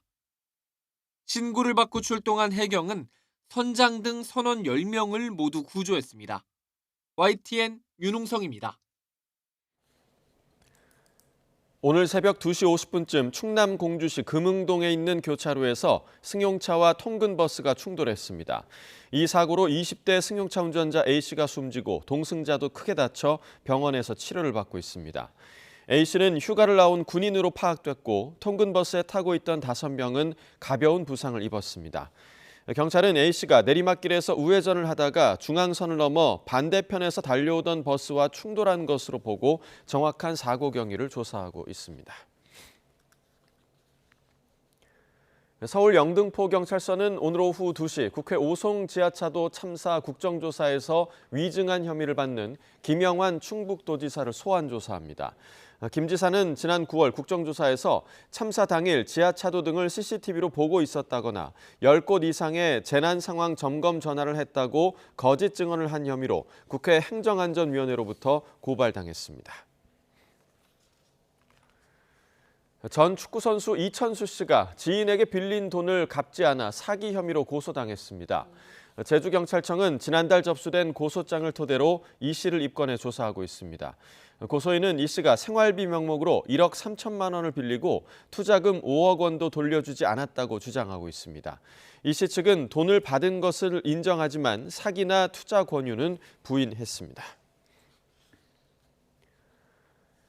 강원도 춘천 도심 한복판에 1년째 공사가 중단된 아파트가 있습니다. 시공사 부도가 직접적인 원인이지만 주택도시보증공사와 새마을금고 등 관련 기관의 부실한 자금 관리와 운영이 피해를 키웠는데 책임지는 곳은 하나도 없습니다. 홍성욱 기자가 취재했습니다. 30층 넘는 고층 아파트 공사 현장. 건설 자재와 장비가 그대로 남아있지만 벌써 공사가 중단된 지 1년째입니다. 318세대 입주 예정 주민들이 낸 300억 원이 넘는 보증금을 시공사가 임의로 사용한 게 원인이었습니다. 피해 주민들은 유치권 행사를 위한 천막 농성을 이어가고 있습니다. 입주할 아파트는 없는데 대출금만 남게 된 주민들. 시행사와 새마을금고 등을 상대로 손해배상 청구 소송을 진행했고 철저하고 엄정한 재판을 요구했습니다. 새마을금고 엄마를 촉구한다! 촉구한다! 촉구한다! 주택도시보증공사는 보증금 미납 사실을 수년간 주민들에게 알리지 않았고 대출기관인 새마을금고는 주민 동의 없이 입주민 대출금을 시행사로 송금해 피해를 키웠습니다. 심지어 동호수가 존재하지 않는 유령 세대까지 대출이 이뤄진 사실이 뒤늦게 드러났습니다. 시행사와 결탁하여 대출금 입금 계좌를 임의로 변경하고 있지도 않은 아파트 50여 개의 호실에 중도금 대출을 실행해 준 것도 모자라 한 호실에 2명의 계획자로 대출을 실행하였다. 하지만 시행사와 금융기관, 보증기관까지 책임 떠넘기기 급급한 모습. 그 사이 피해를 키운 주택도시보증공사가 채무회수를 위해 지난달 아파트 공매를 시작했고 벌써 4차례 유찰되면서 가격은 100억 원 가까이 떨어졌습니다. 대출은 이자가 계속 쌓여만 가고 있고 누가 하나 책임진다는 사람 없이 1년 동안 공사가 중단돼서 멈춰있는 상황이거든요. 어떤 답도 없고 어떤 책임 소재의 그런 여부도 없고 해결 방안도 없고. 헐값의 아파트가 넘어가면 남는 건 은행빚뿐. 공사 현장과 법정 앞을 떠나지 못하는 피해 주민들의 속은 까맣게 타들어가고 있습니다. YTN 홍서욱입니다. 물가가 다시 들썩이는 가운데 김웅 한국은행 부총재보는 소비자 물가 상승률이 연말 연초 2% 내외로 다시 안정될 거라고 내다봤습니다. 김 부총재보는 한은에서 물가 상황 점검 회의를 열고 지난해보다 낮아진 유가 수준, 여행 서비스 가격 둔화 전망 등을 고려할 때 소비자 물가 상승률이 점차 낮아질 거라고 말했습니다. 10월 소비자 물가 상승률이 1년 3개월 만에 최고치를 기록한 것을 두곤 농산물 가격이 예상보다 높았다고 설명했습니다. 구윤철 부총리 겸 기획재정부 장관은 석유화학산업 구조 개편과 관련해 지금이 마지막 기회이며 연말까지가 골든타임이라고 경고했습니다. 구 부총리는 산업경쟁력 강화 관계장관 회의를 주재한 자리에서 일부 산업단지와 기업의 사업 재편이 여전히 지지부진해 진정성에 대한 시장의 의구심이 있는 게 사실이라며 업계 스스로 약속한 시한이 얼마 남지 않은 만큼 속도전을 펼쳐달라고 강조했습니다. 정부는 지난 8월 석유화학산업 구조 개편 로드맵을 제시했고 업체들은 올해 연말까지 설비 통합 등의 내용이 담긴 자구 계획안을 정부에 제출하기로 했습니다. 중국이 우리나라와 일본 등을 대상으로 시행 중인 무비자 조치를 내년 말까지 연장한다고 발표했습니다. 우리 국민은 여권만 갖고도 30일간 중국 방문이 가능합니다. 권중기 기자입니다. 중국 정부가 한국 등에 대한 무비자 조치를 1년 더 연장한다고 밝혔습니다.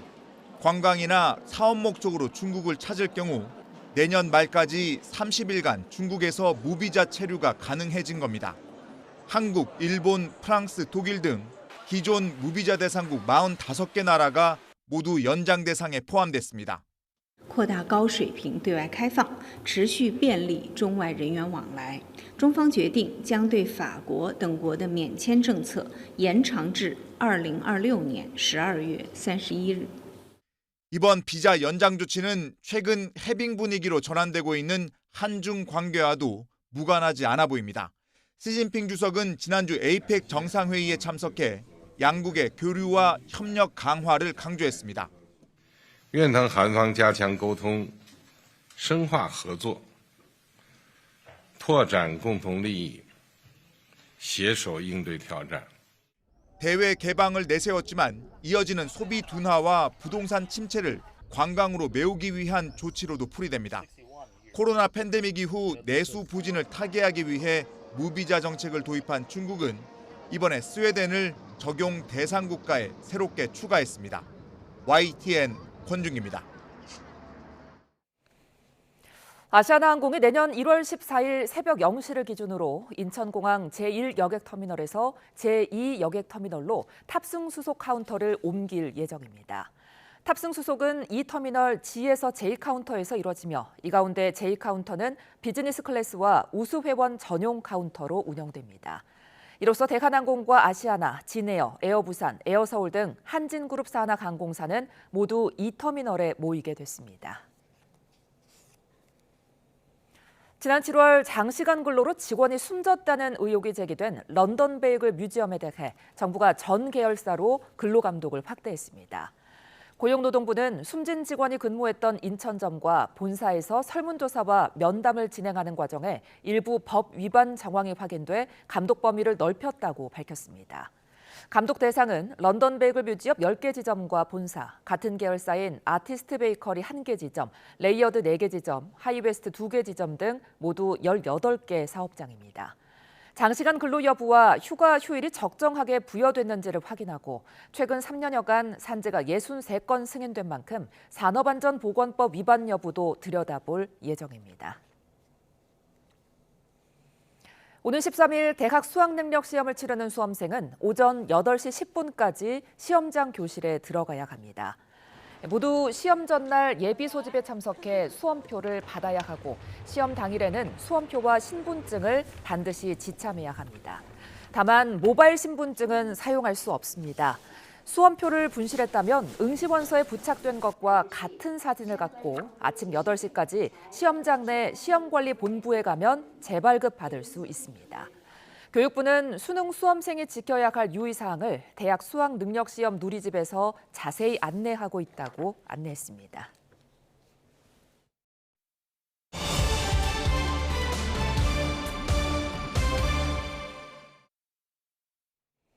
오늘 한미 국방장관이 제57차 한미안보협의회의를 열었습니다. 핵추진 잠수함과 전자권 전환 등 한미 동맹 관련 현안이 폭넓게 논의될 걸로 보이는데요. 김열수 한국군사문제연구원 안보전략실장과 함께 한미 관계 이야기 나눠봅니다. 안녕하십니까? 네, 안녕하세요. 예, 한미 국방장관 한미안보협의회를 열고 지금 논의를 이어가고 있는데요. 아무래도 핵추진 잠수함 그리고 이 전자권 전환 문제가 주요 의제가 되겠죠? 예, 뭐 그럴 수는 있는데요. 아무래도 이제 제일 중요한 것은 북한의 핵미사일 위협이니까 여기에 대한 것들을 이제 제일 먼저 논의를 하게 될 거고요. 예. 그리고 나면은 이제 주한미군의 역할 변화라든지 또는 전략적 유연성 문제라든지 그다음에 한국의 국방비 정액이라든지 뭐 이런 것들을 좀 얘기를 하지 않겠느냐. 물론 이제 방산협력과 관련된 것도 조선업하고 관련되는 거니까 그것도 논의될 텐데 지금 이제 질문하신 것처럼 잠수함과 관련된 그러니까 원자력 추진 잠수함과 관련된 것은 원래 의제에 없었거든요. 그래서 이게 갑자기 트럼프 대통령하고 우리 대통령 사이에서 결정된 거기 때문에 이 부분은 일단 의제는 빠져 있습니다. 그런데 이제 그래도 개략적인 얘기는 그래도 좀 나누지 않겠는가 그렇게 봅니다. 예, 지금 이야기하신 잠수함 문제와 관련해서 양국 지금 의견 조율이 좀 쉽지 않은 상황이라고 하더라고요. 네, 그렇죠. 왜 그러냐면 우리 대통령께서 요구한 것은 핵 연료만 주면 우리 기술로 재래식 무기를 탑재한 이런 원자력 추진 잠수함을 몇 척을 이렇게 건조를 해서 동해하고 서해에서 이렇게 활동을 하면 그게 결국은 미군의 그런 부담도 좀 줄여줄 수 있지 않느냐 그 얘기를 했거든요. 예. 그 얘기의 핵심은 뭐겠어요? 대한민국이 설계 능력도 있고 건조 능력도 있고 그리고 이제 핵 추진 잠수함이니까 원자력 추진 잠수함이 되려고 하면 원자력을 그 안에다가 잠수함 안에다가 넣어야 되잖아요. 그럼 굉장히 소형화 시켜야 되거든요. 그래서 그 소형화 기술도 한국이 굉장히 많이 축적이 되어 있는 상태입니다.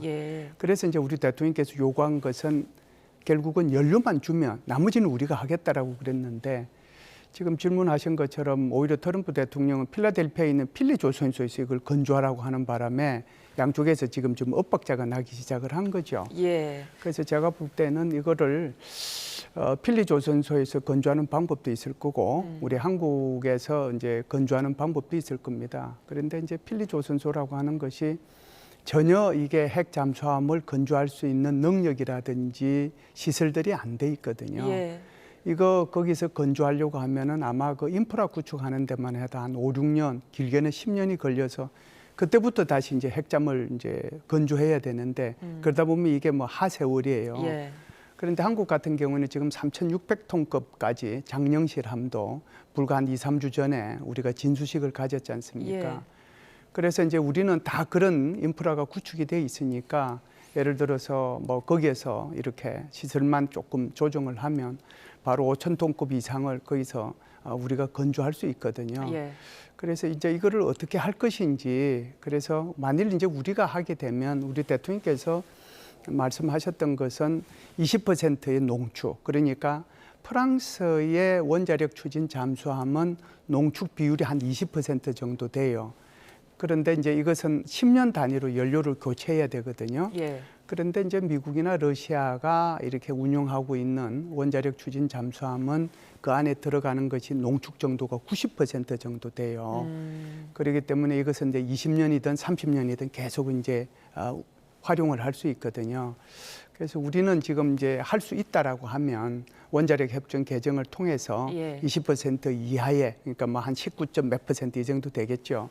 그런 프랑스와 같은 원자력 추진 잠수함을 이제 염두에 두었는데 만일에 이제 이런 식으로 또 트럼프 대통령이 얘기를 한다면 이게 이제 90% 핵연료를 받는 게 좋은 건지 그러면은 거기에서 건조하는 거하고 한국에서 건조하는 거하고 정말 따져야 될 게 많거든요.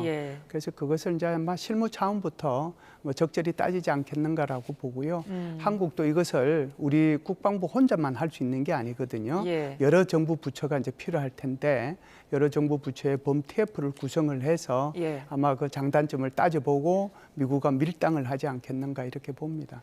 그렇다면 이제 우리나라에서 건조할 수 있게 될 가능성은 얼마나 되는지도 궁금하고 그리고 말씀하신 여러 장단점을 따져봤을 때 실장님은 어디에서 건조하는 게 더 낫다고 보시는지도 궁금하거든요. 저 개인적으로는 이제 우리나라에서 건조하면 제일 좋죠. 그래서 제 생각할 때는 이래요. 지금 대통령께서 그만큼 자신 있게 말씀하신 것은 우리의 설계 능력, 우리의 건조 능력, 그리고 이제 소형화 능력, 원자로에 그거는 이제 있다라고 판단을 하고 보고를 다 아마 받으셨을 거예요. 그러면은 이제 핵 추진 잠수함에 들어가는 연료 이것이 이제 한 20, 30년 동안 계속해서 쓰려고 하면은 우리가 20%가 아니라 90%가 필요하거든요. 그것을 이제 만일에 미국에서 우리가 받을 수 있다라고 하면은 그걸 받아가지고 한국에서 건조하는 것이 제일 좋겠다라는 것이 제 생각이고요. 물론 이제 핵 추진 잠수함, 그러니까 원자력 추진 잠수함을 건조하는 것이 이게 이제 작은 기술이 아니거든요. 고도의 기술이 필요한데 그 적절한 기술마다 미국의 뭐라고 할까요? 협력, 그러니까 기술적인 협력 이런 것들은 좀 필요하다라고 봅니다. 예. 자, 그리고 또 한 가지 가장 주목받는 부분이 전자권 전환 논의입니다. 이 부분 어떤 논의 이루어졌을까요? 전자권 전환은 이제 조건에 기초한 전자권 전환을 하도록 돼 있잖아요. 그래서 어제는 양국의 합참 의장들끼리 모여가지고 MCM이라는 회의를 했거든요. 예. 해마다 이제 보면은 MCM을 하고 그 다음 날 이제 SCM을 하는 것이 거의 관례처럼 돼 있습니다. 예. 그래서 그때 이제 MCM 해서 공동 보도문을 냈는데 예. 그 공동 보도문에도 이런 말이 나와요. 전자권 전환이라고 하는 것은 조건에 기초해서 그래서 가속하기로 했다. 예를 들면. 그래서 이제 이런 이제 전자권 전환 기준에도 저기 나오네요. 예. 많은 부분에서 의미 있는 진전이 있는데 그래서 공감을 했다. 그래서 또 전자권 전환 조건 충족과 연합 방위 태세 강화를 위해서 노력할 것을 확인했다 이렇게 나오거든요. 예.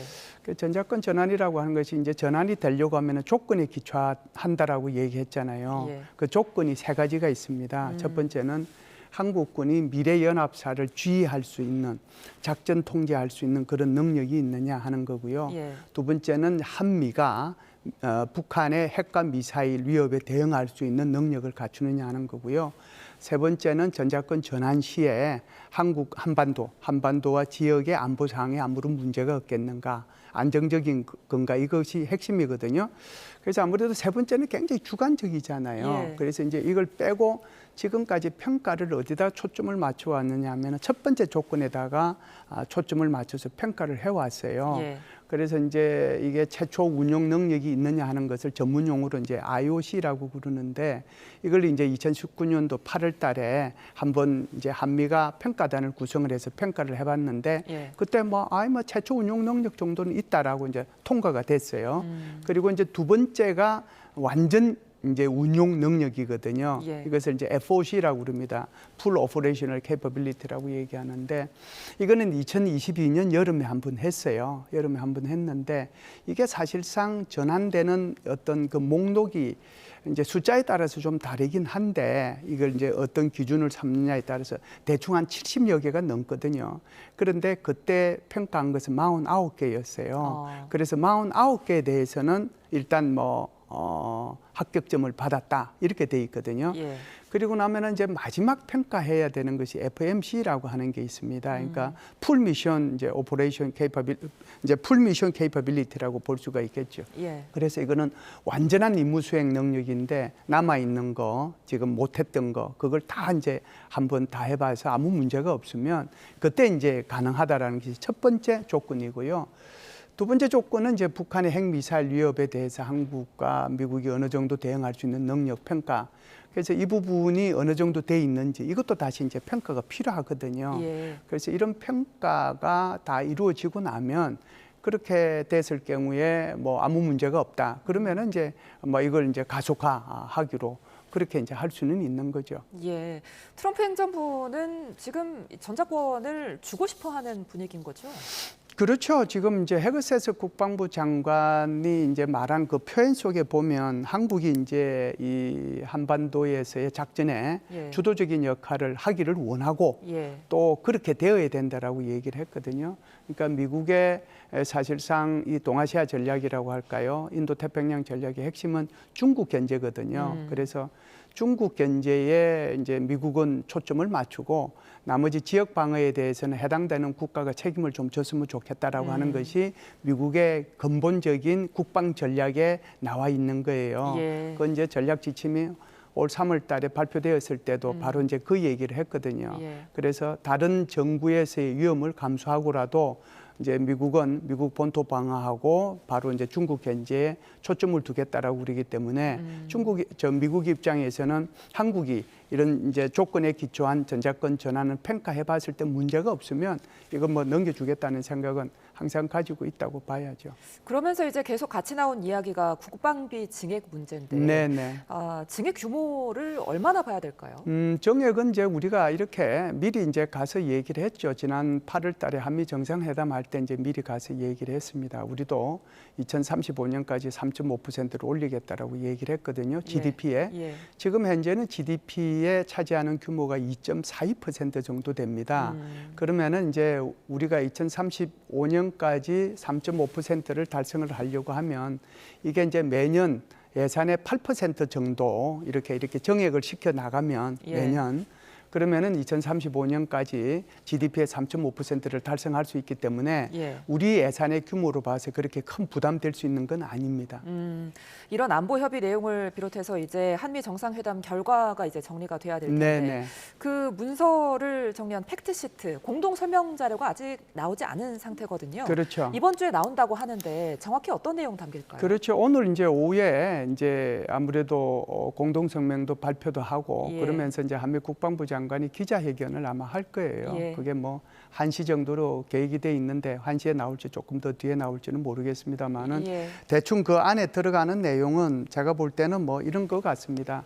북한의 핵과 미사일에 대비해서 어떻게 하면은 확장 억제를 강화하고 확장 억제를 강화하는 그 구체적인 내용 중에서 소위 말하는 CNI라고 하는 게 있거든요. 그러니까 한국의 첨단 재래식 무기하고 미국의 핵무기를 통합해서 컨벤셔널하고 뉴클리어죠. 그걸 CNI라고 얘기하는데 인테그레이션 시켜가지고 북한의 핵미사일 위협에 대응할 것이냐. 여기 이제 구체적인 내용을 이제 더 우리가 발전시켜 나가자는 것이 제일 먼저 이제 나오지 않겠는가라고 보고요. 두 번째는 아무래도 이제 주한미군의 역할 변화가 나올 겁니다. 그래서 주한미군의 역할 변화는 아무래도 어제도 이 합참 의장들끼리 한 MCM에서 한반도를 넘어서 이렇게 나오거든요. 한반도를 넘어간다는 것은 결국은 주한미군이 이게 한반도, 그러니까 한국 방위뿐만 아니라 지역 방위로 이제 넘어가겠다는 거잖아요. 그러니까 예. 억제 역할을 한다는 그런 거기 때문에 결국은 제가 볼 때는 주한미군의 역할 변화를 좀 얘기하지 않겠는가 보고요. 예. 세 번째는 이제 전장권 전환 문제는 제가 좀 전에 말씀을 드렸습니다만은 이것을 가속화시켜 나가자. 아마 그런 표현이 들어가지 않겠는가 보고 대신에 주한미군의 규모는 손을 대지 않을 걸로 봐요. 28,500명 현재 돼 있는데 거기에 예. 대해서 뭐 얼마만큼 줄인다는 표현은 없을 거고요. 그 말은 결국은 전략적 유연성이라는 그 표현 속에 뭐 미군이 들락날락 이렇게 할 수 있기 때문에 그래서 아마 이 문제는 이제 포함되지 않을 거라고 보고 그리고 이제 한국의 국방비 정액에 대한 사의를 표하고 그리고 이제 지금 현재는 우리 한국의 조선소에서 또는 필리 조선소에서 미국의 군수함 같은 거 군수 지원함 같은 거 계속 MRO를 하고 있지 않습니까? 예. 보수 유지 정비를 하고 있는데 보수 유지 정비를 넘어서 이게 이제 군함 건조에 이르기까지 뭐 협력을 해 나가자. 그리고 이제 이 조선 분야뿐만 아니라 헬기나 또는 이제 항공기, 전투기 같은 게 예. 있죠.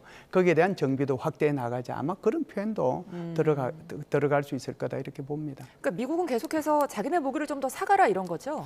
우리가 이제 미국 무기를 사는 것은 이미 이제 위성락 안보실장도 이제 발표를 했는데 예. 그게 앞으로 향후 5년 동안에 250억 불 우리가 사오겠다고 얘기를 했거든요. 예. 그래서 우리가 250억 불 사오고 또 국방비를 3.5% 올리는 대신에 예. 그 반대급부로 한미 원자력 협정을 개정하자. 그래서 미국이 여기 동의해 준 거거든요. 예. 그래서 아마 이렇게 되면은 우리 F-35 추가 도입이라든지 또는 뭐 여러 가지 이제 미사일이라든지 그다음에 이제 방공 무기라든지 이런 것들에 대해서 미국의 첨단 무기 체계를 도입할 수 있죠. 예. 지금 한미 관계를 보면 한미 국방장관이 어제 8년 만에 판문점 공동 경비구역을 동반으로 방문했고요. 또 한미 합참의장이 동맹 역사 최초로 연합주의 비행을 실시했거든요. 네. 어느 때보다 좀 밀착하는 모양새인데 향후 어떤 관계에 대한 변수가 있다면 어떤 게 있을까요? 어제 아주 뭐 보기가 좋았습니다. 예. 그래서 한국의 합참의장도 공군 대장이고 미국의 합참의장도 공군 대장이에요. 예. 그래서 이 한국의 합참의장은 KF-16을 모는 조종사고 그다음에 미국의 합참의장은 F-16을 모는 조종사니까 둘 다 이제 거의 같은 기종이잖아요. 예. 그래서 어제 이제 우정의 비행을 했고 그리고 지금은 이제 헤그세서 전쟁부 장관이라고 얘기해야 될지 국방부 장관이라고 얘기해야 될지 좀 예. 헷갈리긴 합니다만은 헤그세서 장관하고 우리 안규백 장관하고 JSL을 방문을 하고 했잖아요. 예. 그래서 그런 모습들이 사실상 8년 만에 미국의 국방부 장관이 저기 JSL을 방문한 거거든요. 한국의 국방부 장관하고 같이. 그래서 정말 오래간만에 보기 좋은 그런 모습들이 연출이 됐다라고 저는 생각을 하고요. 예. 한국은 이번에 이제 한미 간의 관세 협상도 뭐 타결이 됐지 않습니까? 예. 그리고 이제 안보 분야도 이제 타결이 돼서 팩트 시트에 아마 관세 문제와 안보 분야가 같이 다 나올 거라고 생각을 합니다. 그리고 우리 지금 이재명 정부의 기본은 한미 동맹을 외교의 근간으로 삼아서 주변국을 관리해 나가겠다고 하는 거고, 특히 이제 한미 동맹은 미래지향적, 포괄적, 전략 동맹으로 나가겠다라고 이제 지금 하고 있거든요.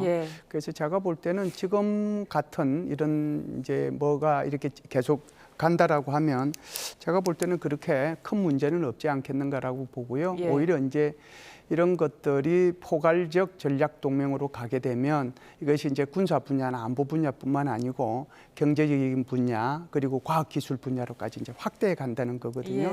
그럴 가능성이 훨씬 더 있지 않을까. 그래서 미래 한미 동맹에 대해서는 좀 낙관적인 생각을 갖고 있습니다. 그런데 이렇게 분위기 좋게 지금 양국 국방장관이 JSA를 시찰할 때 북한이 서해로 방사포 도발을 이어갔단 말이죠. 어떤 의도였을까요? 지금 북한이요, 사실은 트럼프 대통령이 일본을 방문해가지고 조지 워싱턴 함에 일본의 다케이치 총리하고 같이 올라간 날 있잖아요. 그날 북한이 서해상으로 전략 순항 미사일을 발사했거든요. 뭐 불화살 3-31일 정도로 이렇게 추정은 되는데, 그때도 이제 어떻게 보면은 도발을 한 거고요. 그리고 이제 한중 정상회담이 11월 1일 날 있었지 않습니까? 11월 1일 날 있었는데 그때도 북한이 제가 볼 때는 뭐 240mm 방사포가 되지 않겠는가라고 생각하는데 그걸 서해상으로 발사를 했거든요. 그리고 어제 다시 헤그세스 국방부 장관이 왔을 때 또 여기다가 발사를 했단 말이죠. 그렇기 때문에 계속해서 이 북한이 여기에 대한 도발을 지금 하고 있지 않는가 이런 생각을 합니다. 그렇다면은 추가 도발도 혹시 계속 이어질까요? 제가 볼 때는 뭐 지금 어지간한 것들은 이제 다 끝났잖아요. 이제 트럼프 대통령이 왔다 갔고, 뭐 중국의 시진핑 주석도 왔다 갔고, 그리고 이제 헤그세스 장관도 왔다 갔기 때문에 지금 이제 그걸 염두에 둔 그런 도발은 뭐 하지 않지 않겠는가 이렇게 생각을 하는데, 그럼에도 불구하고 모르죠. 또 이제 이 국지 도발은 여전히 가능성이 있기 때문에 여기에 대한 대비는 필요하다 이런 생각을 합니다. 최근에 트럼프 대통령이 김정은 위원장을 굉장히 만나고 싶어 했잖아요. 근데 이런 분위기면은 가능성이 좀 낮아 보이기도 하는데요. 아닙니다. 뭐 여전히 이제 그 가능성은 있는데요. 사실은 이제 트럼프 대통령이 갈 때도 비행기 기내에서 이런 얘기를 했잖아요. 한반도 비핵화를 위해서 다시 한국으로 와서 김정은 위원장을 만나고 싶다라고 얘기를 했거든요. 그래서 그것은 이제 포기하지 않았다라는 생각이고요. 대신에 이제 어떤 이제 조치를 취했냐 하면은 지금 북한이 불법 한적을 통해 가지고 석탄을 다른 나라에 수출한 거, 거기에 대해서 지금 이제 제재를 하겠다라고 얘기하거든요.